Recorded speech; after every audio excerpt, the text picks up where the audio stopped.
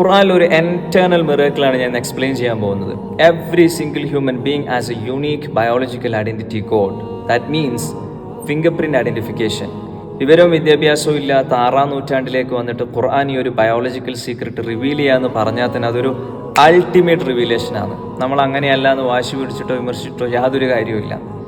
കാരണം ഖുർആൻ ഓൾറെഡി അത് സ്കോർ ചെയ്ത് കഴിഞ്ഞു. സൂറത്തുൽ ഖിയാമ verse number 3 and verse number 4. അയഹ്സബുൽ ഇൻസാനു അല്ലൻ നജ്മഅ ഇളാമ. മനുഷ്യൻ വിചാരിക്കുന്നുണ്ട് അവൻ്റെ ബോൺസിന് നമുക്ക് അസംബിൾ ചെയ്യാൻ പറ്റൂല എന്നുള്ളത്, മരിച്ചതിന് ശേഷം പുനർജീവിപ്പിക്കാൻ പറ്റൂല എന്നുള്ളത്. ഇസ്ലാമിനെതിരെ ചില വാദങ്ങളുണ്ട്. അപ്പം അതിനെ വളരെ കണ്ണിങ് ആയിട്ട് നെക്സ്റ്റ് ലെവൽ കോൺഫിഡൻസിലാണ് അടുത്ത ആയത്തിലൂടെ അല്ലാഹു തആല കൗണ്ടർ ചെയ്യുന്നത്, ചലഞ്ച് ചെയ്യുന്നത്. ബല, അതെ, ഖാദിരീന അലാ നുസവ്വിയ ബനാന.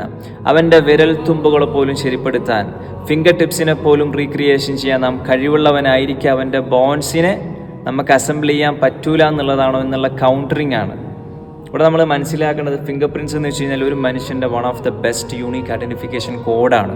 അത് മണ്ണിൽ ദ്രവിച്ച് കഴിഞ്ഞാൽ ആ ഒന്നുമില്ലായ്മയിൽ നിന്ന് പോലും ഒരു കറക്ഷനും ഇല്ലാതെ എൻ്റെതായിട്ടും നിങ്ങളതായിട്ടും റീക്രിയേഷൻ ചെയ്യാൻ അള്ളാഹുവിന് കഴിവുണ്ട് എന്നുള്ളതാണ്.